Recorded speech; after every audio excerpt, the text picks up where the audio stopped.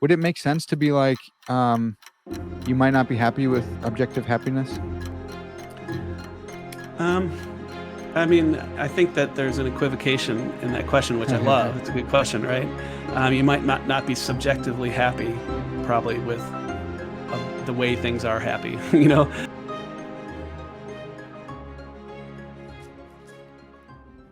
Hey, welcome back to another episode of Parker's Pensées. I'm your host, Parker Sedecase, and this is a podcast where we explore all the deepest ideas in philosophy, theology, nature, and life. I love thinking about cool stuff, so come think with me. This episode is a very, very special episode. I have with me once again Dr. Paul Gould. This guy's the man. He's my mentor, friend. I can finally call him Paul without feeling weird. This guy is responsible for why I'm studying philosophy right now. I thought that I could just, have philosophy under my belt in studying theology. And he's like, man, maybe you should study some philosophy as well. So you guys have all benefited from him, maybe even unbeknownst to you already. So let's do it again. Let's run it back. This is maybe his fourth or fifth time on the podcast. And today we're going to be talking about his new book, A Good and True Story 11 Clues to Understanding Our Universe and Your Place in It. This is actually the book that he was working on when I first met him at TED's. So it's like really, it's near and dear to me. So without this book, I might not know Paul. Before we jump in though, I want to thank everyone who's making this podcast happen on Patreon. If you guys like this podcast, please consider becoming a Patreon patron so the lights here can stay on. That would be huge. You can also support this podcast by leaving me a super thanks on YouTube. You should see that somewhere down here. You can leave any amount. Any amount would be awesome. That'd be super helpful. And also you can leave us a 5-star review on Apple Podcasts. That's huge. So let's jump in. And as we're going, if you guys have thoughts, drop them in the comments. I will see those and I will respond to them. So let's do it. Here we go with Dr. Paul Gould. Paul, man, thanks for coming back on the podcast. Hey, Parker, it's great to be here. And I just want to point out my Parker swag here. So there you go. So good. Man, for those watching, you can buy those in my merch store. So everything is a commodification. I have to make some money somehow. Paul, man, so this book is huge, dude. It's finally here. I can't believe it. Like, you've been working on this forever. It's actually here. It's in my hands. I love it. How does it feel to finally be done with it?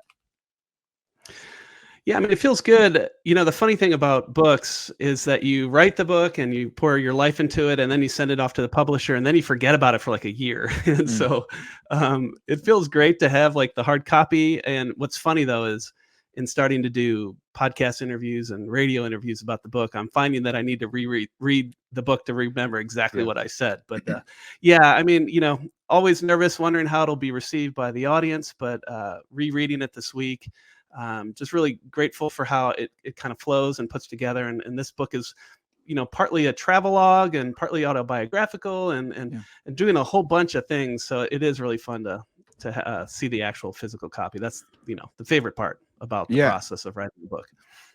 Yeah, well, so it would be really easy to forget stuff from this book because it's so like broad. It's so like wide and it's like a whole worldview, and you go into a bunch of different stuff. Can you help us with that? Like, what, for those who are unfamiliar with the book, like what is this book, and you know, what are some of the driving assumptions behind it?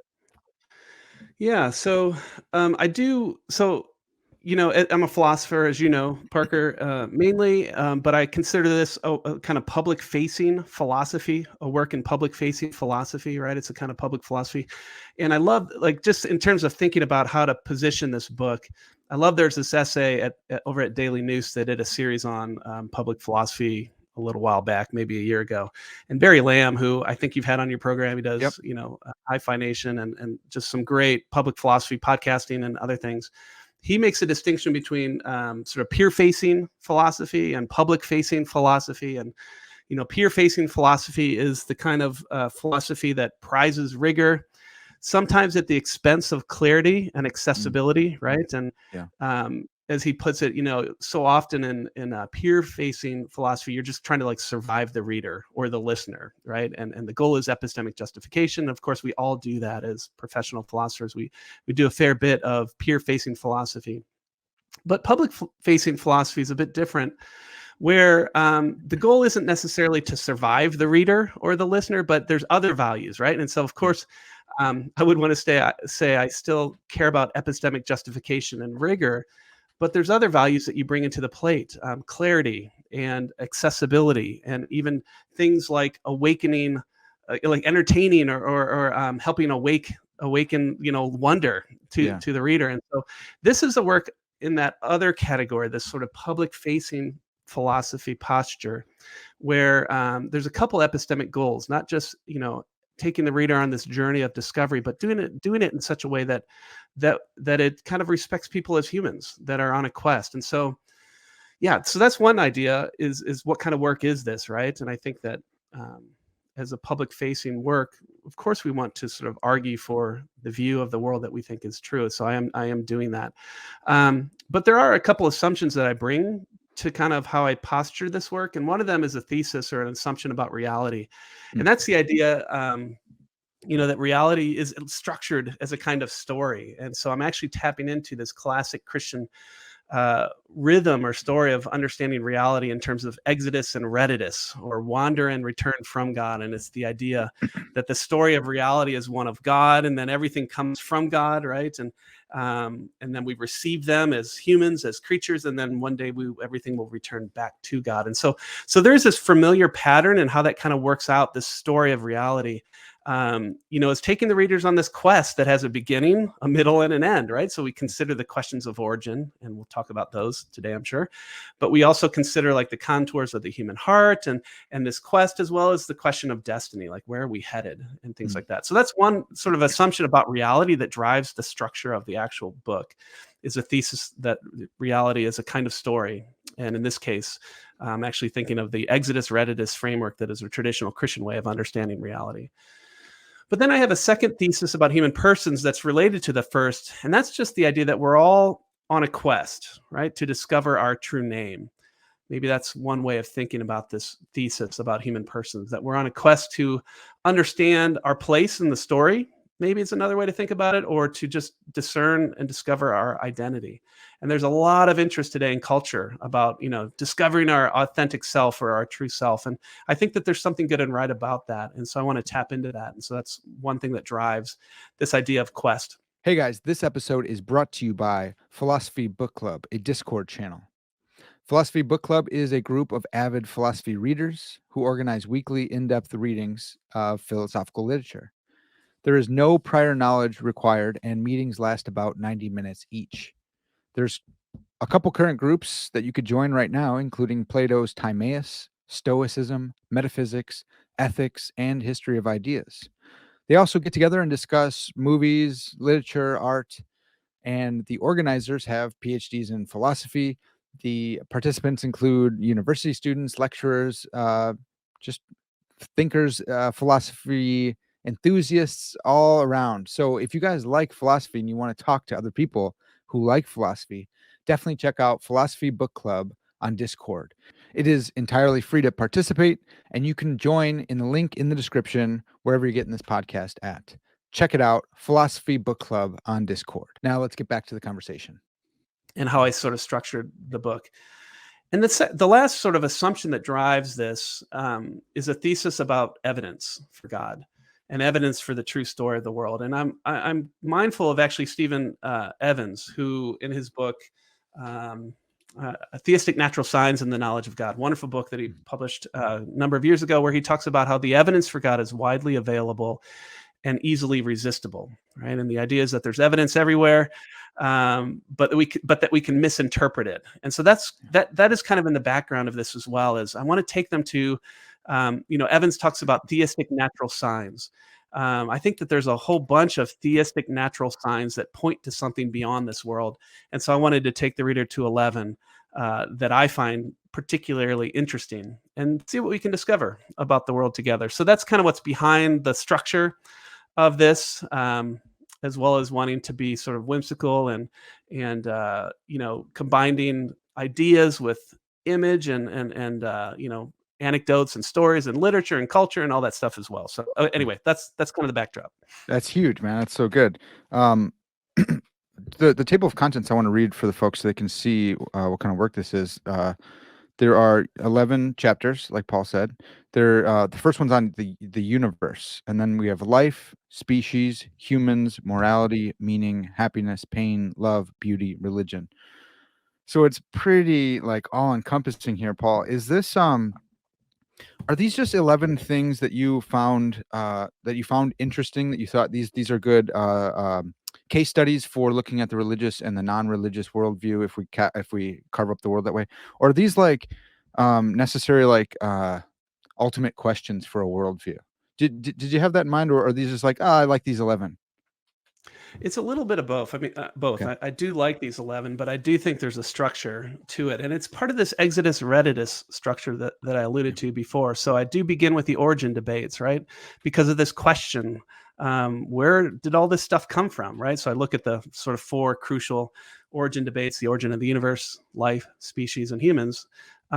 Because they're intrinsically interesting, and also because I think that there's certain features of the origin of those four things that cry out for explanation and Mm. aid us on our discovery. From there, though, I pivot to the quest. I think the question of destiny, right? So I pivot from origin to the question of destiny and ask this question: is there meaningful happiness Mm. that is available to humans? Right. And so to do that, the three chapters right after the origin debate are on morality, wondering if there's a moral landscape at all, and then there's a question of meaning.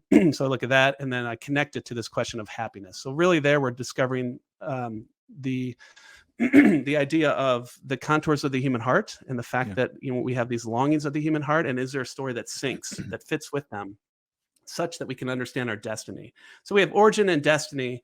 And then from there, the reason why pain and suffering and evil are so important is, like, I've been building this case, and I use the metaphor of cairns, right? These stacks of stones that are stacked as you hike to a mountain summit, and they kind of guide us on the journey to the summit. And I'm using this as a metaphor for the clues, right? They're stacking one after the other.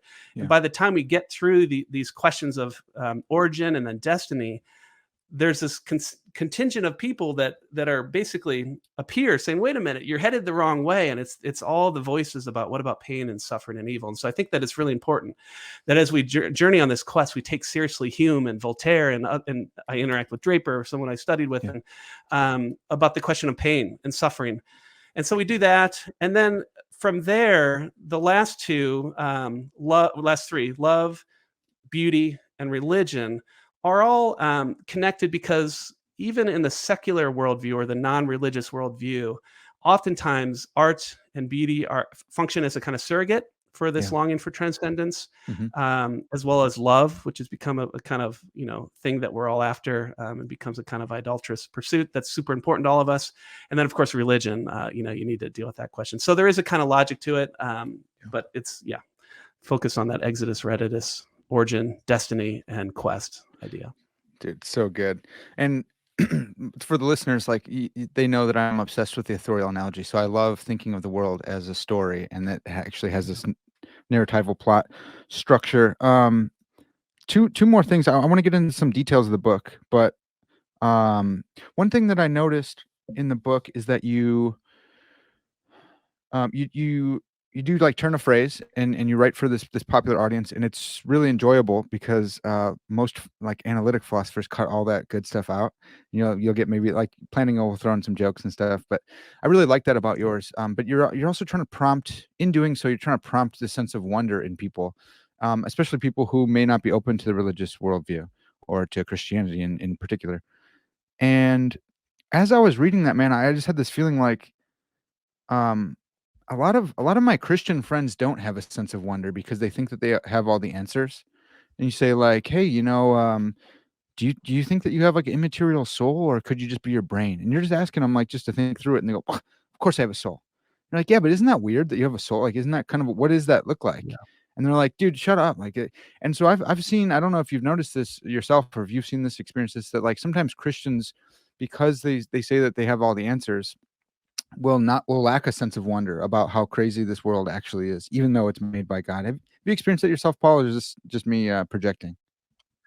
No, no, yes, I don't think it's just you projecting. I think that we become familiar, maybe in the apologetics community or even the philosophy of religion community, that are Yeah. those who are Christians become familiar so much with the evidence and the arguments and the syllogisms involved that we cease to and we kind of mediate our faith through these things instead of Yeah. seeking those personal encounters with not just God but the reality God made and understanding all things in relation to God.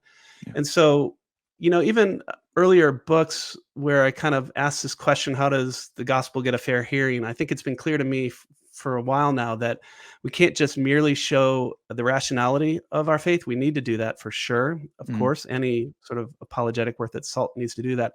But I think we need to address the deeper longings of the human heart. And so that's the idea of a good and true story, right? It's Yeah. it's it's not just true, it's good and beautiful besides. And so yeah, part of wanting to be more whimsical and share, stuff from my own life and from movies and literature is because I do think that plays a role in reawakening this sense of wonder at the world, right? This wonder Yeah. at being itself, and this wonder at that thing and this other thing that we sometimes lack. And so I'm hoping that in respecting humans as humans, this book would awaken not just the mind, but the heart. And as it Yeah. turns out, all those things find their terminus in the Christian story. So that's the good, cool news. So good. All right, well let's dive in. I mean there's 11 chapters. We can't cover them all, but I Yeah, thought we could dive in on three in particular: life, species, and happiness.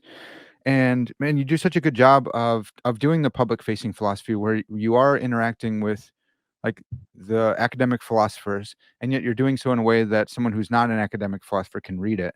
So even if we get in super deep here, and the listeners thinking, oh, maybe this is too deep.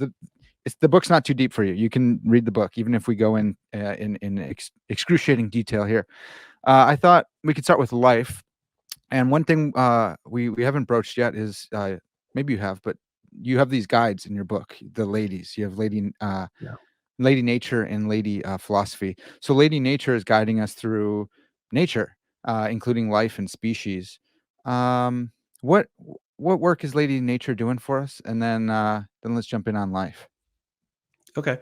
Yeah. So what was so interesting in doing the research for this book, I came across a bunch of sort of medieval travelogues, and often in the medieval literature, they would have these personifications of Lady Nature and Lady Philosophy. So we'll talk about a little later on. Lady Philosophy shows up, and if you remember, like Boethius and the Consolation of Philosophy, right? There is Lady Philosophy right there, of which Boethius was in dialogue with. And you see the same kind of thing with Lady Nature in some of these medieval travelogues where they're trying to make sense of the world around them. And so I thought it would be helpful to bring in these guides. So what Lady Nature represents is like, hey, let's just look at what the empirical world delivers to us Mm, and see what we can discover about this world through the empirical evidence. And that's kind of what Lady Nature is doing, is bringing to us all this evidence. Like with the universe, there's these features of the universe. With life, this thing called life, which itself is something that evokes wonder and awe, yeah, right? With species, the diversity of life, which is amazing, right? yeah, We've lost that in the debate over Darwin versus non-Darwinian accounts of the origin of species. We've lost this sense of wonder at the amazing diversity of life, and so that's what Lady Nature, I think, her goal is just to point and yeah, to help us to see these features of the world that really should evoke some deep sense of wonder that sets us on a journey to understand the things before us. yeah. That's so good, man. So what is life? Okay, good. Yeah. So, as a philosopher, I think in each of these chapters, we try to ask careful questions. And the first question in this chapter is just what is it?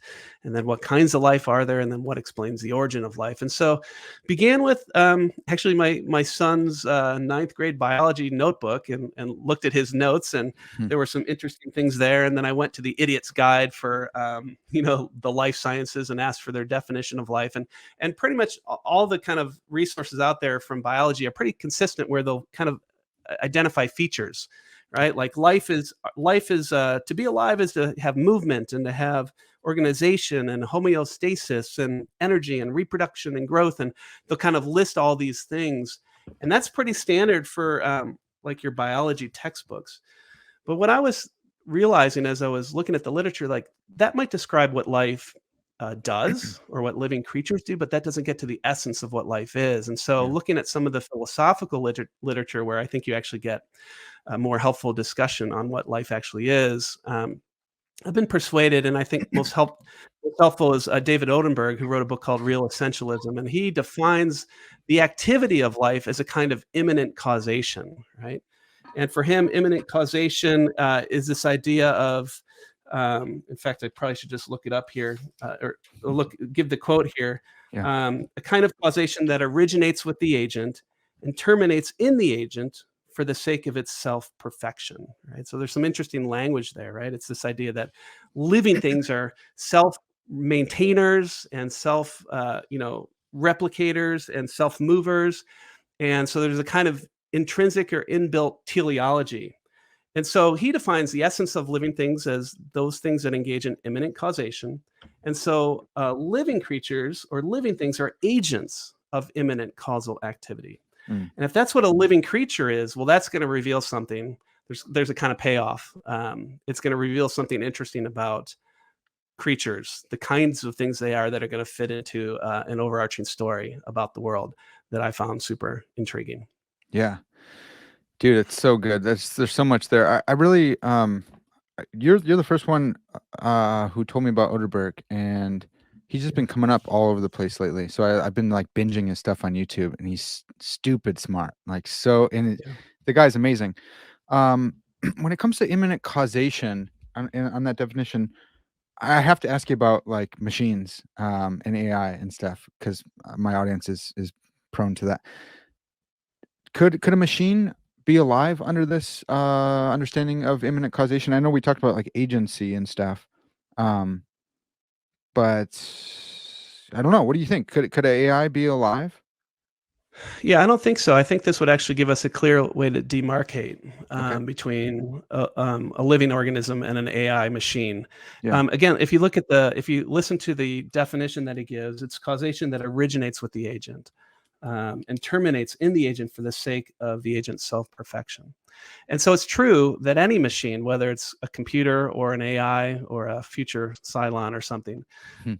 it's true that those machines will exhibit a kind of extrinsic teleology, right? That's been imposed on them from some outside source, Yeah. in this case, an outside intelligence. But that's not imminent causation. That's actually just efficient causal processes, and a kind of extrinsic teleology. I think what's unique about imminent causation is this idea that it originates within the agent for the sake of the agent's self-perfection. And Mm. that's a kind of built-in teleology that any AI creature, at least I don't think would ever have, right? Um, Yeah. maybe there could be, and then you would have a question. But at least my quick intuition is that that's why it would be ruled out. Okay. Is I also wonder about and I don't mean to like put you on the spot too much here, but I wonder about like the agency question for uh like an amoeba. Like, would this make us say that an amoeba is an agent if it has because we want to say it has imminent causation because we think amoebas are alive. Yeah, But I probably wouldn't gotcha. want to call it an agent, right? Yeah, well, not in the film mind sense Okay. of Yeah. someone that has a first person perspective Sure. that's conscious or something like that. But I think we can use it in a more broad sense, as a center of causal activity that Mhm. originates within itself, Okay. maybe yeah, within the organism. I don't think so. In that sense, I think you rule in amoebas, but you still rule out, Cylons. Yeah. Unless you can like program them to self. Well, I don't know to s- fit the conditions of imminent causation, like self replicate or self heal or something like that, or maybe Yeah. I don't know that much about machine learning. I need to learn more about that, maybe from the machines.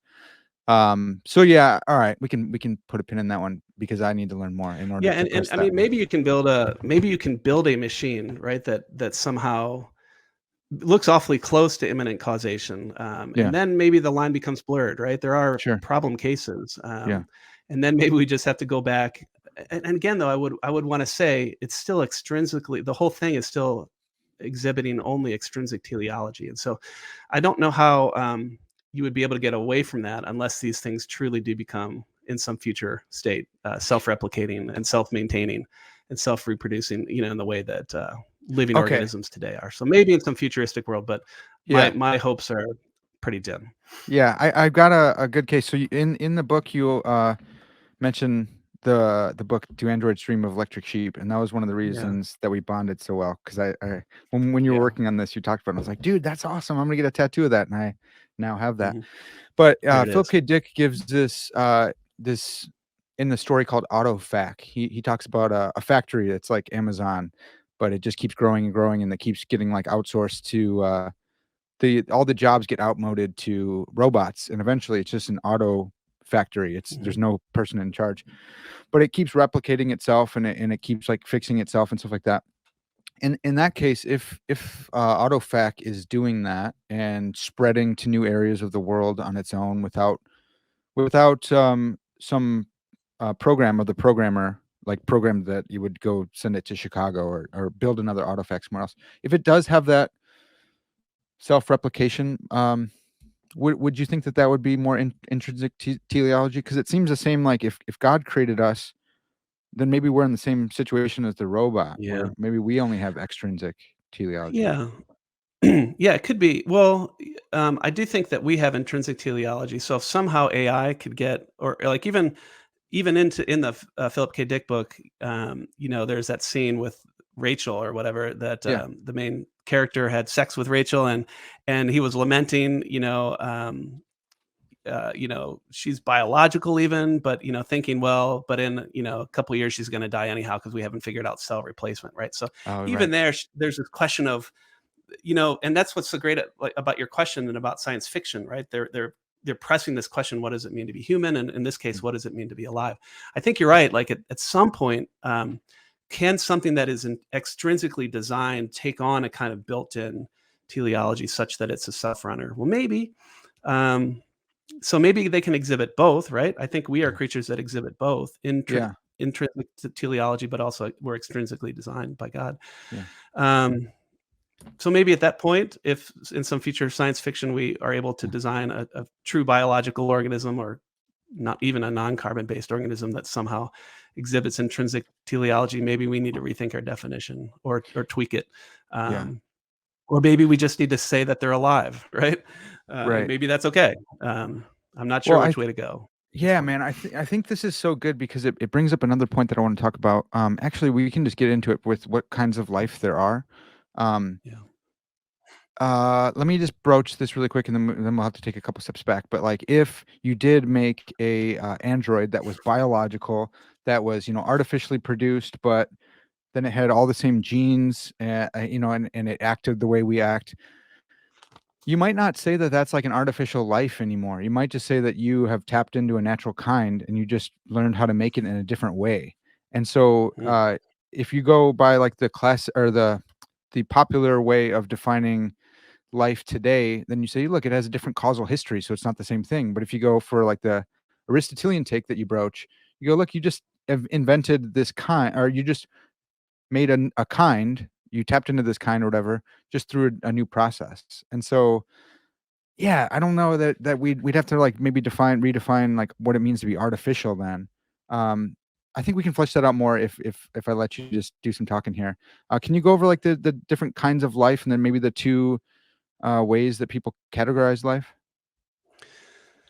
yeah, good. And you get me thinking here on, I mean, but even just real quick, based on what you Yeah, just said, though, like there is a sense in which, like we as creatures, none of us are self-made, right? We're right. all like in the human case, we image another, but even in the non-human cases, we're still everything that have experience with are finite creatures, things that are made by another. Um, and it could just be that creation is the prerogative of God. Like these are great thought experiments. You know, about cyborgs and strong AI and things like that, where maybe that's just there's some limit to the kinds of things that sub creators, creatures like us, finite things can actually create. Like maybe we can make things, but we're not going to ever get this genuine teleology. So I don't know. Mm, That's just something I want to think a little bit more about, especially in light of the Christian story. But yeah. back to your question about the kinds of life, if you go like to the Idiot's Guide and the older way of kind of categorizing the kinds of life, at least from the fields of biology, would be in terms of these 5 kingdoms. And those kingdoms would be the Monera, which are the kind of single celled, really small microscopic creatures that have no nucleus. And then you have the Protista, and those are your microscopic creatures that do have a nucleus. So those are your eukaryotes. And then you have fungi, plants, and then animals. And those are the 5 kingdoms. In the 1970s, Carl Woolsey, who is a biologist, discovered these creatures that are called the archaea. And these are a kind of microscopic creature that can exist in really extreme conditions. And so since at least the 70s, the kind of now dominant way from biology to classify the different kinds of creatures that they are in terms of three kingdoms, or I'm sorry, 3 domains, right? You have the archaea, who are these microscopic creatures that exist in these extreme conditions. And then you have bacteria. Mm-hmm. And then you have all the eukaryota, right? From fungi to whales to humans and everything in between are in this 3rd kingdom. And that's kind of the modern way of classifying things today from biology. Yeah. Is it archaea? Are those did they find those in like the thermal vents in the ocean? Mhm. Is that okay? That's right. Yeah, these Okay. extremely difficult places that you would not expect life to exist for long, but yet we find these kind of odd creatures somehow Yeah. thriving. So good. So that on that model, I think the way to classify is still like tree of life type stuff, right? Mhm, Where it's like mhm. it's yeah, you just trace it back. There's common ancestry, common origin, and you just can map it on this big giant tree of evolution. That's right. Yeah, the dominant way, and maybe we'll come into this when we talk a little bit about the species stuff, but the dominant Yeah. way is to classify things historically. So you go all the way down to the bottom and you have your first cell, maybe it's the archaea, the lowest universal common ancestor, the Luca. And then from there you start to build up, as the world eventually wakes up, and you have more complex cells, and then you have all your different things. But you'll classify them, at least you'll classify the different species, which we're not quite there yet, but you'll classify them in terms of their origin and where they sort of fit on the nodes of the tree of life. Yeah. So then this other way, the more ancient way, is like the Aristotelian way of essences, Yeah. which some people are just gonna like, man, it's gonna drive them insane. Like, what are you talking about? What is an essence for the listeners? Well, okay, good. So one thing that was interesting, if we back up, like asking this question, what is life? What is the essence of life? Like, what is Yeah. its nature? And if Odenberg is right, that it's this, living things are centers of um, imminent causal activity. And that we have this kind of built-in intrinsic teleology. What that tells us is that we have ends. Mm, Teleology is about end or purpose or function, right? So we function in light of this end that we're heading towards. And so that suggests, if we're agents that engage in this kind of imminent causal activity, that suggests that there's something unique about the kind of creature we are. And as it turns out, when you come to the metaphysics of material objects, right, there's usually at least 2, maybe 3 different ways to understand them. And on the classic view, the kind of beings that have this deep unity, the kind of unity that's suggested by this intrinsic teleology, are what are called substances. mhm. So you have ends, and ends suggest essences. Essences just pick out what you are, the kind of creature you are. And it's in light of your essence that you flourish or you function towards some end, right? So if Yeah. imminent causal activity suggests that we have ends suggest that we have essences suggest that some, at least, objects, namely living organisms, have a kind of deep unity that's explained in terms of the essence or nature of the thing in kind, the thing in question. So on the older view, we're not just an assembly of um, atoms, right, that just happen to enjoy spatiotemporal relationship with other atoms such that we can constitute a life. No, on this older Aristotelian view, substances exist as deep unities, um, that are united in virtue of the fact that they have a nature or an essence that guides their teleology or their end states. And that's the kind of ancient view. And as it turns out, it's making a kind of comeback today in Yeah. the academy, in philosophy and in philosophy of science, because it does seem like we have a number of things that are fundamental wholes or deep unities that exhibit this kind of intrinsic teleology. And so I think Yeah. in biology, but not just biology, in all the areas where you find concrete material things, we find substances. The other view is that you're just an ordered aggregate, like the computer, like the AI, and those things will exhibit extrinsic teleology, but not this intrinsic teleology.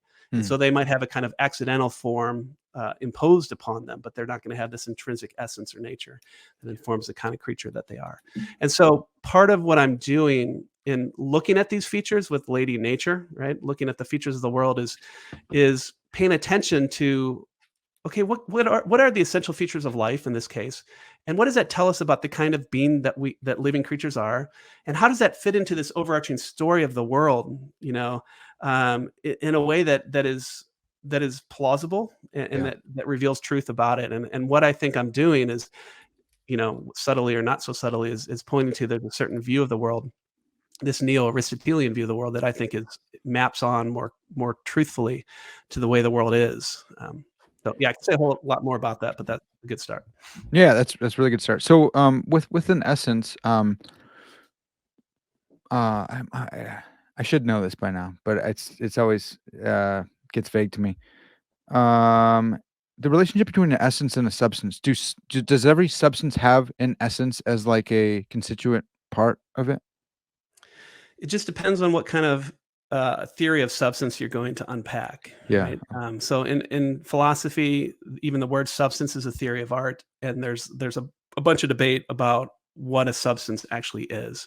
Mm. I think intuitively, like Aristotle's intuition, that there's a kind of independence and there's a kind of deep unity that substances enjoy that ordered aggregates don't, right? So Yeah. tables are not substances, but living organisms are substances. And the reason why the one is and the one isn't a substance is because substances enjoy some kind of independence and some kind of deep unity. And so on my definition of a substance, which is going to be neo-Aristotelian, following in Aristotle's sort of broad way of viewing the world, a substance is a fundamental unity of parts and powers and properties that are Mhm. organized toward such that the entity in question will function properly.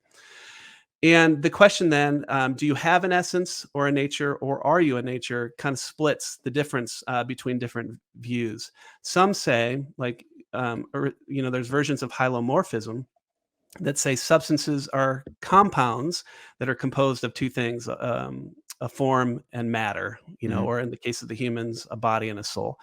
On my view, I kind of give a non-mereological gloss of a substance. I don't want to say that substances have natures. I would prefer to say that substances are natures and they Okay. have properties and powers and things like that. And So I'm going to give nature a in essence non-mereological is gloss. Yeah. nature Go in ahead. essence is the same thing? Yeah, yeah. Sorry, Okay. using those two as Okay. synonymously. Mhm. Okay. Okay. Yep. So That's you good. are a nature, you are a particularized nature Yeah. that has essential properties and accidental properties and powers, if those are distinct from properties, and parts, physical parts, and metaphysical parts, and Yeah. all those are metaphysically dependent on the whole, right? So one of the key things of the Aristotelian view is that there's something in the world called whole priority, right? That the Yeah. whole is metaphysically prior to its parts, such that the parts I have are dependent on me in some way. And Mhm. that's one of the key features of Aristotle. And I think that that's right. I think that explains the deep unity in a way that's really attractive. And then when we connect that to the larger considerations about the true stories of the world, there's a really compelling story given theism that makes sense of why were these fundamental wholes, and things like that. Yeah, Paul, so is the move there to, the ex does the explanatory power of theism, um, is that, like, bolstered by the, like, creative design of essences? Or maybe are essences like, essences and natures are, like, immaterial, and so they would have they'd be less surprising on a view of the world where it was created by an immaterial God? What's the, yeah, what is that final, like, What's getting the us payoff? Yeah. over the hump? Yeah. So I'm actually thinking of, it's a kind of a way to revive Aristotle's famous fifth way of Mm, his, Aristotle in the Summa Theologia had these famous five ways, famous five arguments for God. And the fifth way was a kind of teleological argument that began with this empirical premise that there are ends in nature, right? That you see, just as you see like an an arrow flying toward its target, you see these creatures that are ordered towards some end, right? Yeah. Acorns mature toward oak trees, human fetuses mature towards um, adult members of their kind, and things like that. And so Aristotle was making this claim that you can't have ends without essences, and these essences cry out for some kind of explanation, right? Yeah. Why do we have these natures? And he's going to make this argument in the fifth way, to say that there must be some source of that. In the same way that a painter has the idea of a painting in their mind before they bring it into reality, there must be some mind that has this idea of the different substantial kinds, the different natural kinds that we find in the world, and then brings them into being. And so there's a kind of teleological argument from this idea that there are essences or forms in the world to a mind that must conceive of them. And so it hooks up really nicely to divine exemplarism in the Christian tradition, such that all these natural kinds, substantial kinds, are created in virtue of these divine exemplars, these ideas in the divine mind. And so I think I kind of give a little quick argument boostering like Aquinas's fifth way here in this chapter on life. And that's the kind of interesting discovery, right? That, yes, there's all these improbabilities about life coming from non-life, but even setting that aside, like we've got these substances with intrinsic teleology, and that's the thing that cries out for explanation. And I think there's a good, neat little argument there. Yeah, man, I love that. It's so good. So maybe putting a bow on life. The origin question, how did it begin, is really good. We get into like such numbers and stuff, and that's never. I don't know why I'm like this, but I like being abstract and thinking about like Yeah. art. I don't that when anytime like numbers get involved, I'm like, okay, cool, that's a huge number. It doesn't do anything. Other people are like, dude, that's insane. But putting a bow on the kinds of life thing, um, the Aristotelian or neo-Aristotelian way of categorizing life, it goes in for like four substances, but maybe like the great chain of being is divided into three categories. Can you help us like how would a Aristotelian categorize what kinds of things are alive?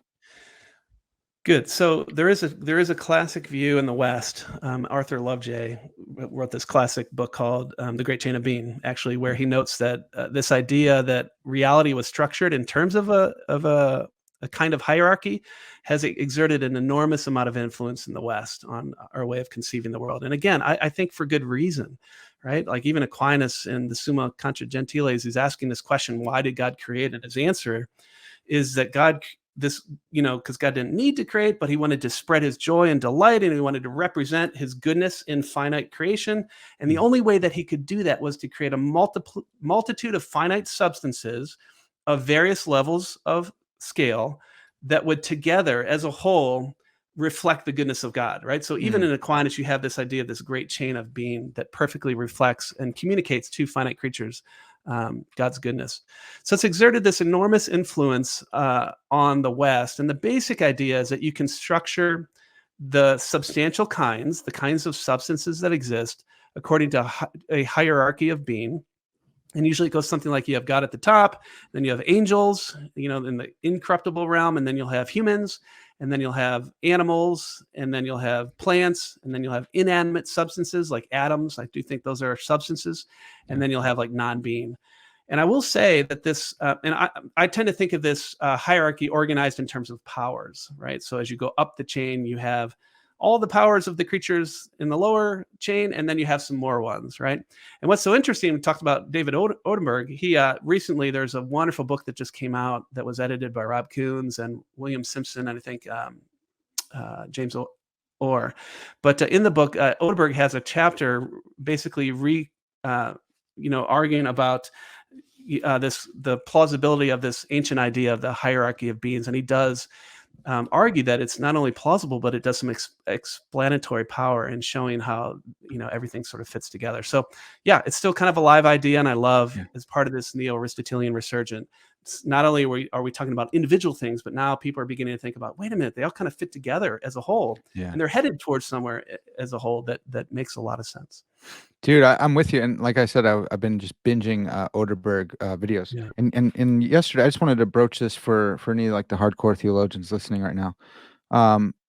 well, a problem that people have with the great chain of being from a theological point of view is they say, well, look, the early Christians were persecuted for this kind of idea because they said, there was this pagan idea of the great chain of being where so above, so below, and so the emperor was like God on earth, and that's why you worship the emperor. But Mhm. Christians said no, and Oderberg was responding to this question and was like, look, just because there's a bad use of the hierarchy doesn't mean that all hierarchies are bad.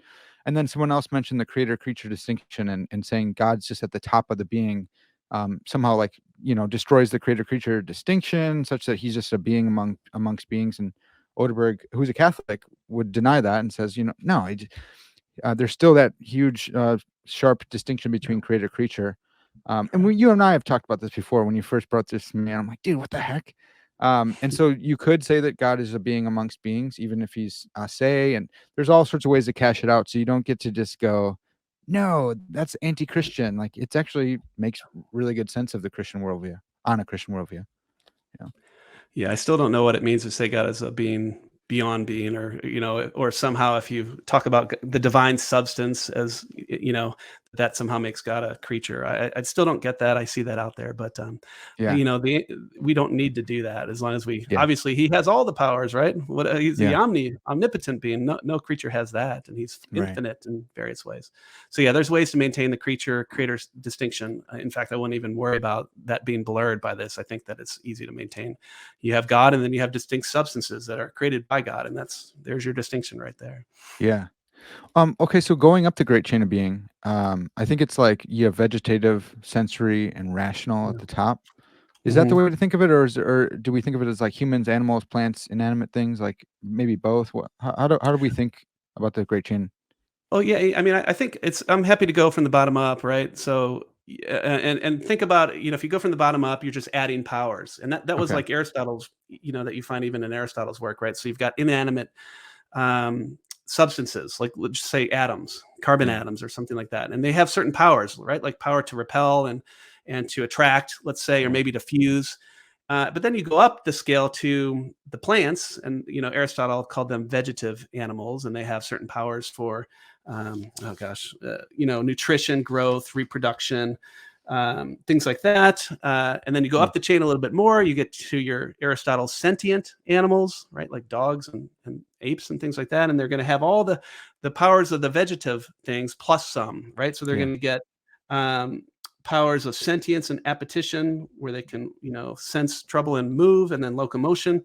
And then you go finally up the scale to rational animals like humans, and we have all the powers of the lower creatures plus the ability to think and to will, Yeah. and more to moralize and things like that are unique to us. And so, yeah, it's just you continue to add powers as you go up the scale. I don't know what that means for angels. Aquinas Yeah. had some interesting things to say there about Yeah. angels having, each angel is its own individual species. There's only one of each kind, Right. and at least on the medieval view, angelic beings cross the bridge from the corruptible realm, where we're subject to the 4 Ds of disease, death, decay, and destruction.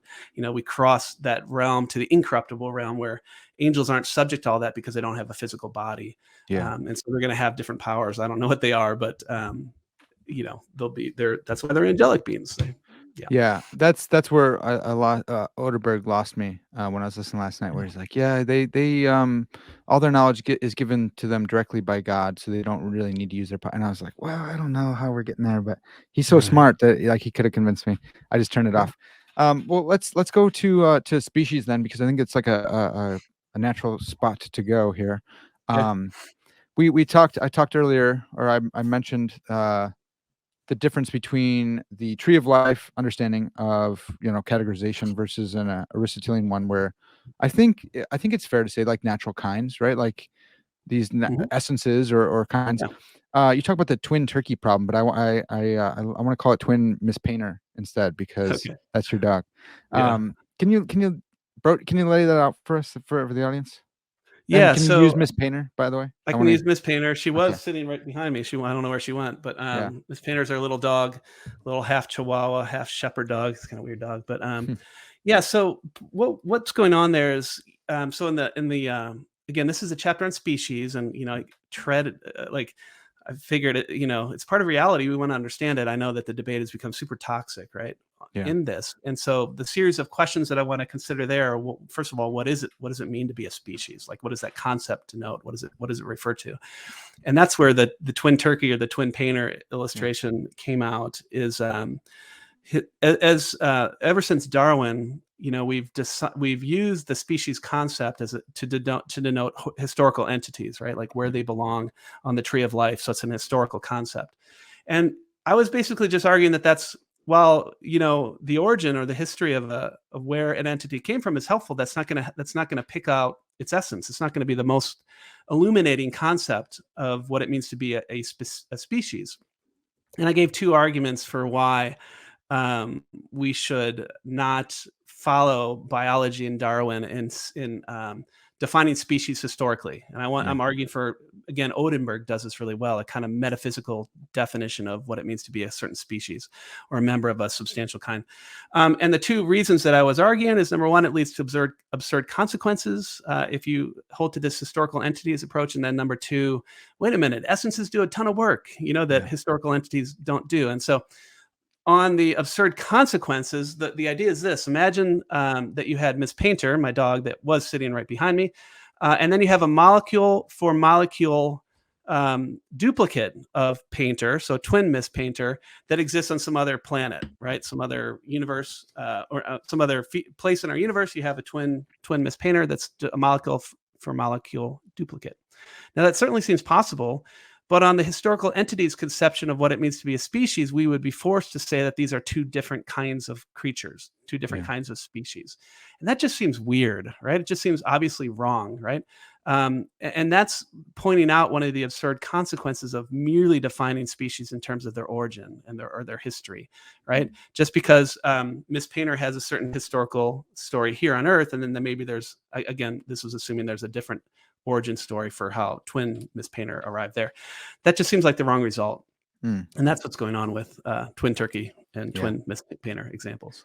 Yeah. Well, so I love this, man. I think the first time I heard it was probably from you in Phil Science last semester. And you were talking about like a tiger or something and a different, and it was like you're on a different planet and you see this tiger and it looks just like a tiger. But you're like, that's not a tiger. You're like, well, what do you mean? Like, why not? Because it's not the same origin. And it was like, that just shows that it seems super silly. And not that it's, like you said, not that it's not important, but it can't be everything. And I broached this. So I do discipleship, as you know, with college athletes, but maybe the audience isn't.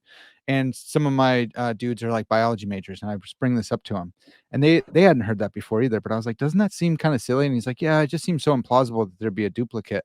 I'm like, that's because you're thinking like a science student. I don't care if it's implausible or not. I'm a philosopher, man. I'm just saying like whether it's possible, and if it is possible, then it looks like a counterexample for your method, for your definition. Your definition. So people might, I mean, we've already talked about it a few times, but like, why go in for essences? What work can essences do here? You got these three things that they can do. Yeah. So in the book, or at least in this part of the book, I'm arguing for just sort of a broader understanding of species than merely historical. And part of the reason why is because I think that if we kind of tap into this more metaphysical understanding of species, and by the way, like Rob Koons will do this in his work on substance, he'll land on something like this as well. And part of the reason is because essences do a lot of explanatory work, right? It's not that these are posits that we posit for no reason, right? They actually do things.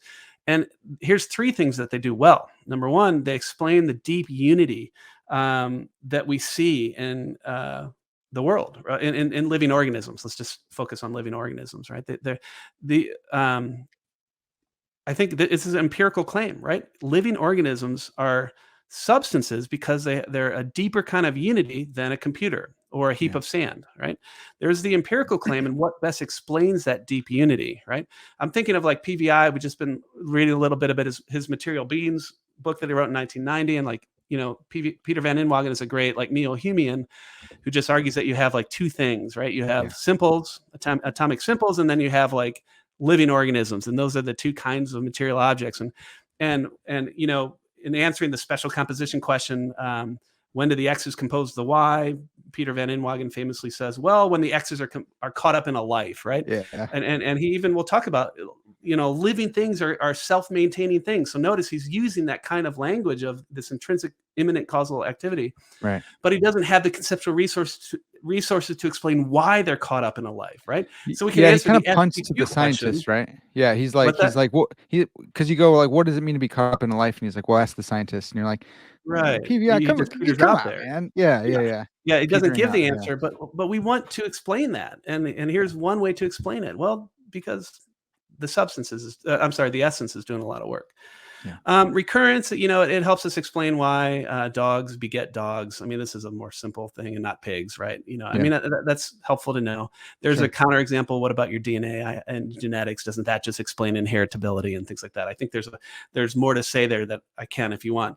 But then Yeah, also there's like the third thing that, in many ways, this is where I began wanting to think about essences, is it explains resemblance, right? If you yeah, look at it in the world, it seems like living organisms are grouped into fairly natural groups of classes, right? Classes of things, and we want an explanation for that. And I think of like David Armstrong and his work on the problem of universals.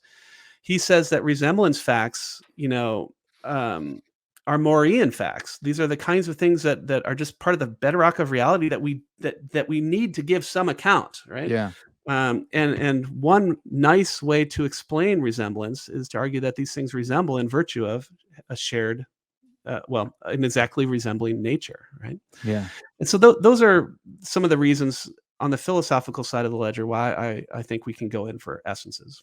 yeah. Man, that's so good. So going back to the robot example, if a robot can have like intrinsic teleology and imminent causation, like that would explain like the unity. Um, if they can replicate, then that would be like resemblance, or sorry, that'd be recurrence. And Right. then if they can do what we do, I guess we'd still need to have like a reason to think that they're conscious, but also like whatever. I, I don't have direct awareness that you're conscious, so like you still have to answer the problem of other minds, and this one's really tricky. But so what I'm thinking is like if it looks like there's unity, recurrence, and resemblance, then maybe we haven't created an artificial intelligence. Maybe we've just uh, re maybe we've just brought about intelligence, right? Like maybe that would just be like the natural kind, and maybe we made an Mm-hmm. image bearer by other means, if that's what we are. Um, and then like it wouldn't be like artificial intelligence in the way we think, where it's like we made it. Do you know what I mean, Paul? Does that make sense? I think so. Yeah, we're back on this question of what is the limit of what we can bring about as Yeah. humans in these scenarios. Yeah, and would that thing be not just alive, which was the previous question, but maybe would it have an essence? Would it have its own Right. internal That's of unity or something like that? yeah. Like it seems like you wouldn't if if you're doing that, if you're creating the thing, um, it seems like you're not actually like inventing something. And I think that's what we take our AI to be. Like strong AI is like an invention of humankind, where it's like, well, no, you didn't. It seems like you didn't invent it. If that thing is alive, maybe you've tapped into like psychophysical laws that produce Yeah, that give it a soul or an essence. But right. okay, like yeah, that's Mhm, still fascinating and crazy, right. and maybe Maybe it's like immoral. Yeah, maybe it's Yeah. like, that we've been messing with we're playing God, right? Like it's the Merlin's Right. touch where somehow we Yeah. tapped into the forces of the universe that we ought not to Right. tap into. I don't know. Yeah, you're right. So there's ethical questions. I tend to think that, I know I tend to think that these kinds of things are probably metaphysically impossible. Okay. But I don't know, maybe not. I know, I dude. tend I'm to with think, you. but then I'm I then with I'm you. it'd be nice to I don't know. Yeah. I don't know Yeah. what to say. But that brings up. So I just kind of snuck in a question about souls and immaterial minds, and you do get into that, I believe, later. But and so I don't want to touch that too much, but I do want to ask about essences and whether or not those are like physical things, or whether or not a nature is a immaterial component of a living organism. Like, do you have any like opinion on that? Do we do you need to answer that? What? So it's a great question. I go back and forth on this. If I start with the human case, I Yeah. think that I'm led to say that if I'm identical to my soul and my soul has a body and my soul picks out who I am, but categorically what I am is a substance that has a nature. Um, I'm of two minds. I Mm. think it's concrete. I think natures are always particularized, so they're concrete things.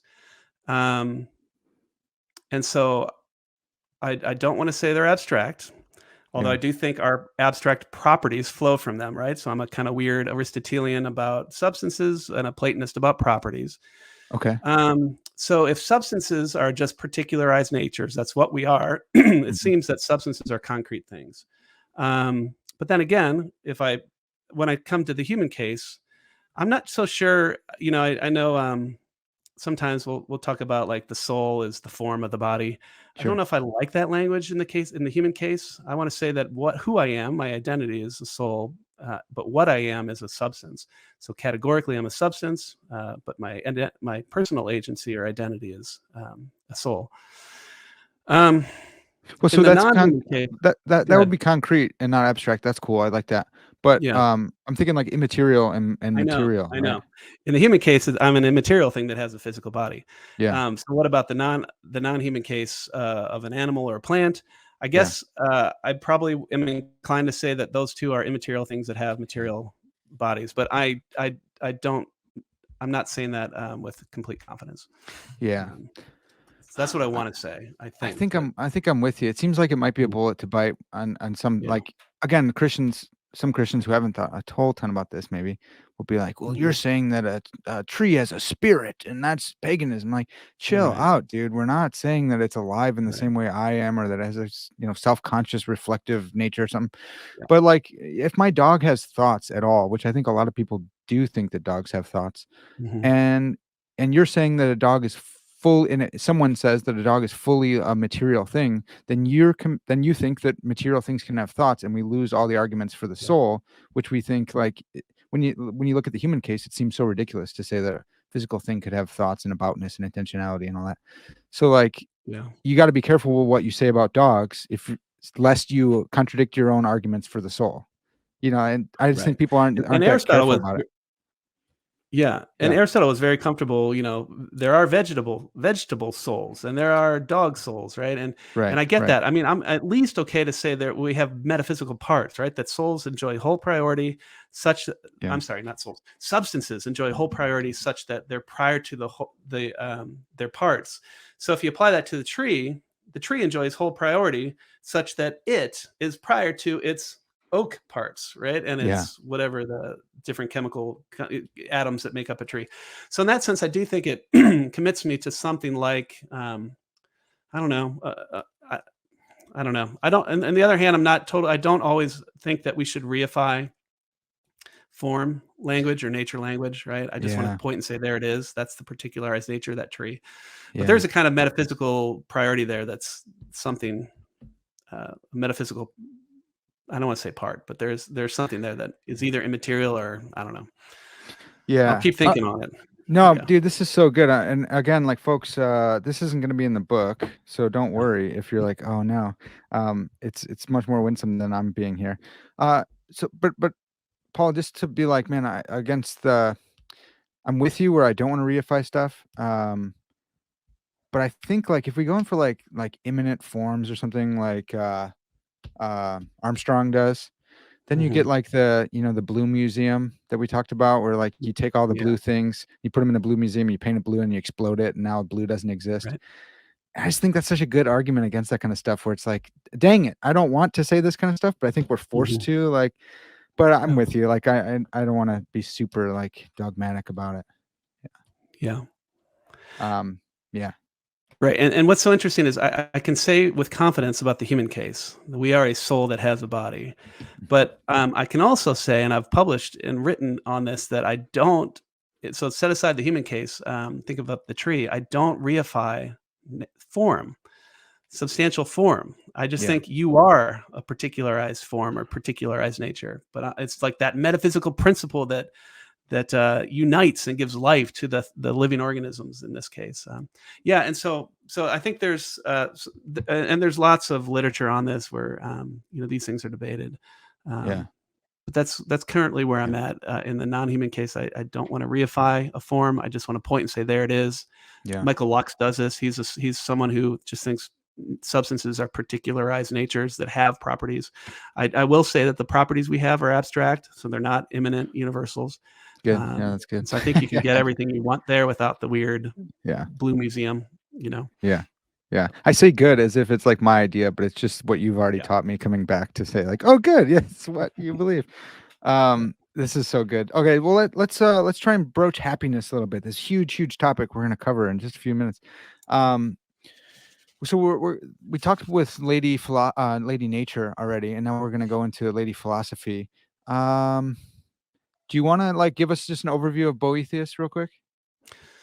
Yeah, so Boethius lived in 500 AD time period. Was killed in 585 AD. He was a wealthy Italian aristocrat, and late in life he was basically falsely accused by the king there in Italy, and put in jail. And so while he was in jail, he's a Christian, a politician, thinker.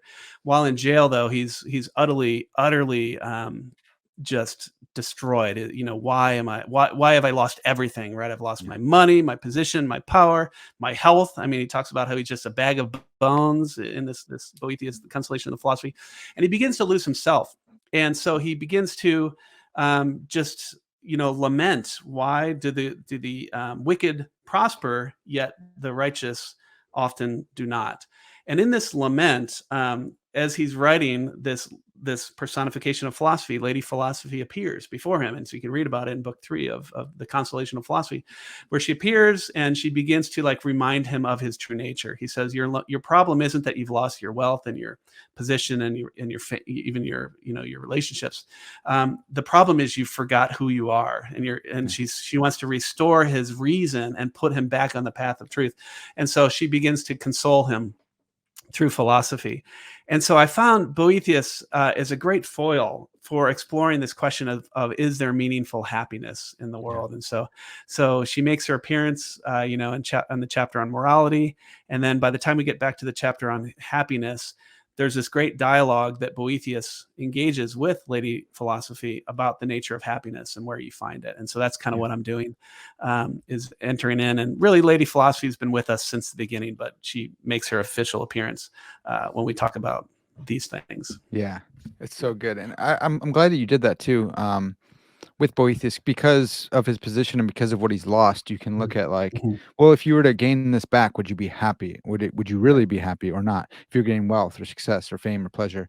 Um, uh, what's really fun, like again, like the whole time Lady Philosophy is with us, and you're bringing in different philosophical examples and thought experiments. I wanted to just see if we could lay out Nozick's experience machine real quick. So that would be like pleasure, and that's Yeah. what it's targeting. It's saying if happiness is pleasure, then here's Nozick's experience machine. You can just plug in, and boom. Does that seem like it's happiness? So yeah, can you lay that out first and explain why Yeah. pleasure isn't at all? Yeah. Yeah, so Robert Nozick famously did this thought experiment that often is taught in undergrad philosophy classes or ethics classes, where and usually the debate, the experience machine is brought in like an ethics class where you're exploring different normative systems of ethics, and you're usually considering utilitarianism at the Yeah. time. And utilitarianism, as at least it's sometimes articulated, like maybe from Jeremy Bentham, is like just maximize pleasure, this one good, and minimize pain. And so Nozick comes in as like your counterexample, where Nozick says, well, wait a minute, what if you could just plug into this machine? And this is funny because I think he was writing in the 70s, but today, with virtual reality and meta, these things become Right. more plausible. What if you could plug into this machine where you could just sort of turn the dial up on pleasure and just experience pleasure in this machine forever, right? You could accomplish things in this machine, like hiking the highest mountain, the Mount Everest, and you could go to, concerts and punk rock concerts and symphonies, and you could eat food and have sex and, whatever, all the pleasurable things in the world, and you could just do it forever in this machine. And so then he asks, though, number one, would you plug in? But actually, he asks, should you plug in? What ought Yeah. you do? But the questions I'm interested in are, would you plug in and should you plug in? Because I think our answer to that, again, if we're just sort of guiding, if we're having a conversation with our reader, the intuition is, well, wait a minute, would you do it? Not just Yeah. should you. And my hunch is, and Nozick says we shouldn't, because we don't just want to experience reality. We want to be rightly related to reality. We don't just want to have, experiences of beliefs. We want to actually, be a certain kind of person, not just have experiences of being a certain kind of person and things like Yeah. that. And I think our intuition is that he's right, that we shouldn't and that we wouldn't enter into the experience machine. And if that's the case, well, then we've discovered something important about reality, right? And that the thing that we've discovered is that pleasure isn't the only good, right? That we ought to be pluralist about pleasure. There's other kinds of goods, and one of them is being rightly related to reality and having, being a certain kind of person and things like that. Yeah. Yeah, it's so good. That's so good. I'm gonna clip that. So I needed you to broach that for me. Nozick's thing. That's so good. Okay. Uh, all right. I wanna give counterexamples, but I'm not going to. I think I can if we keep going here. So wealth isn't happiness, success, fame, pleasure. Like some people listening might be like, "Yeah, it's easy for you to say." Like, dude, I'm not wealthy, so chill on that. Like, all you have to do is get one of those things, and you realize it's not Yeah. happiness. All you have to do is succeed at any of your goals. And I mean, we were Christians. I work with athletes. I tell them this all the time. Like, when you talk to an Olympic champion, if that is their God, if that is their whole goal of everything, then the loneliest day that they ever experience, the worst day, is right after they win the gold medal. Right. And so it's like, you just listen to other people. You don't have to like experience all these pangs yourself. But many of us don't do that, including myself. Hmm. So, Hmm. Paul, if that's not what happiness is, and what is happiness, and why not just go? You said be a pluralist about why not just be like, well, fine, I'll just take all of these things, and maybe I'll like, I'll find out the perfect dial for each one to have perfect happiness. Like, what is it if it's not that? Yeah, and Boethius has been so great on this because this is the discussion that well, Lady Philosophy is having with the Boethius in this book.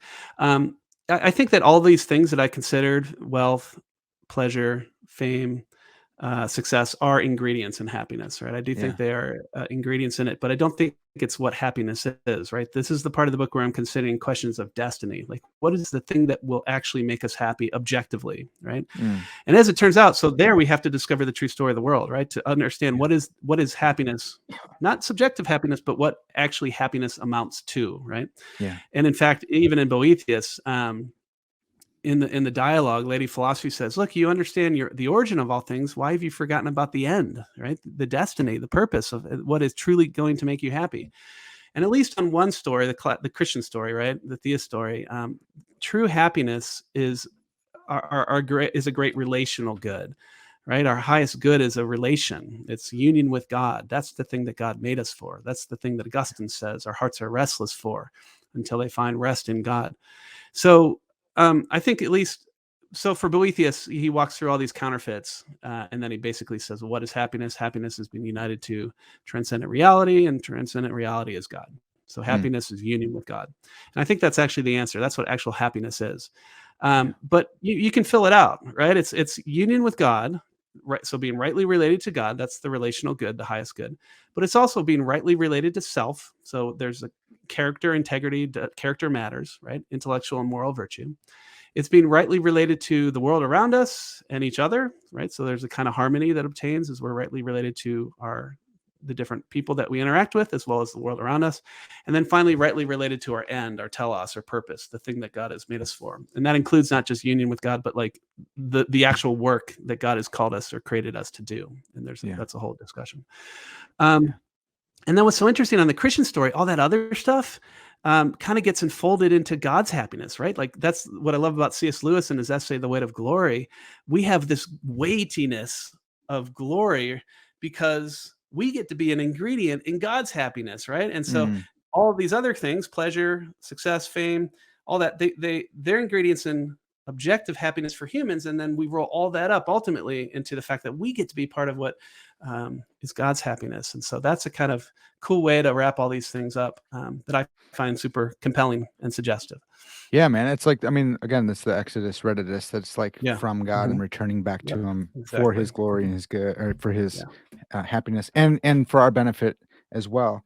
I wonder. So giving this objective understanding of happiness, I wonder then if you could ask the question, like, would there be someone who would be unhappy with objective happiness, right? So if it's like being rightly related to God, but someone has a false idea of what would make them happy, and it doesn't include that. Sometimes people be like, if that's what heaven is, then I don't want to go. And it's like, yeah, probably not, right? Like if you hate God, and in heaven we're going to be worshiping new heavens, new earth, we're going to be glorifying Him forever. Like you would probably hate that. Would it make sense to be like, you might not be happy with objective happiness? Um, I mean, I think that there's an equivocation in that question, which I love. It's a good question, right? You might not be subjectively happy, probably with the way things are happy, you know? Um, yeah, so if happiness, I mean, that's the word that we use, right? And it's a good, perfectly good word. But I think it's like flourishing in light of our Mm, nature. That's what yeah, happiness actually is. So if you say, would you be happy if you didn't think that happiness amounted to flourishing the way that you're actually made? That'd be like saying, I mean, if we are creatures of a certain kind, to get back to the discussion of earlier, and we flourish, we function properly in mm, light of that kind, that nature that we are, um, it doesn't matter what we think about it. We will, in fact, not flourish. If we think that, if we choose to live a different way, and I think that's yeah, just what disflourishing is, right? That's just what and so there are, maybe we can be subjectively happy for a time, right? That's okay because pleasure is fun, right? It can be, but yeah. if you read the accounts of people who have had that in spades, right? One of the most chilling books I read as I did research for this was by Anthony Kiedis, the lead singer for the Red Hot Chili Peppers. His book Tissues.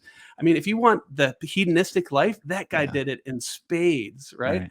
Right. And it was a chilling story of how it just wrecks your life, and he fell into addiction of drugs in his case, and sex, and he will admit that is not where happiness will be found. So look at the guides, look at the people that have the thing that we think we want. Look at Yeah. Jim Carrey, same thing. He's got fame, and he says, "No, I've tried it all. It's not the thing that will make you satisfied." Yeah. Satisfied. And so that's what I would want to say is.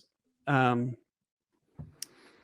I mean, we can believe all kinds of false things, but then realities, we're going to bump up to reality, and we're going Yeah. to realize that's not the thing that we actually long for. That's not the Yeah. thing that will make us whole. And Yeah. what we really want is to discover our true name. And we won't discover that until we discover the true story of the world. Yeah. Dude, that's so good. I'm tempted to like wrap everything up in a nice bow here. But I have one more question for you that's like, um when I think through like the things that people chase for happiness, and thinking about those who have had it, like I watched I can't think of the documentary now. That Michael Jordan one on Netflix, Last Dance, Oh, maybe. last dance, yeah. Mhm. Yeah, and it was like, oh, dude, this guy had it all. Like, there's no one better in sports. Maybe that's debatable, but like, Yeah, I'm from Chicago, so it's not that debatable for me. totally. Um, Yeah. and it's like that's not everything, and it goes away. Like, so even if that did make him perfectly happy, he can't play like that anymore. Or if LeBron ends up becoming better than him, if that's possible, then like, dang it. And so for me, I see that, but then I wonder, like, if perfect happiness is being rightly related to God, will I ever be rightly related to God this side of heaven? And I think, like, I trust Jesus. I believe the Mhm. gospel. I'm still a sinner, and that relationship still gets broken down. Yeah. Like, I don't have right relationships with others and the world around me, and sometimes I'm confused about that. Like, what's the right relation I should have to my dog? Do I treat him too much like a Mhm. person? Mhm. Right Yeah. relationship with self. I got all these Yeah. weird, like, and then my telos, like, dude, should I be a philosopher or should I be a missionary? Like, what the heck? Mhm. So, what do you think, man? Like, can you experience perfect happiness this side of glory as a Christian?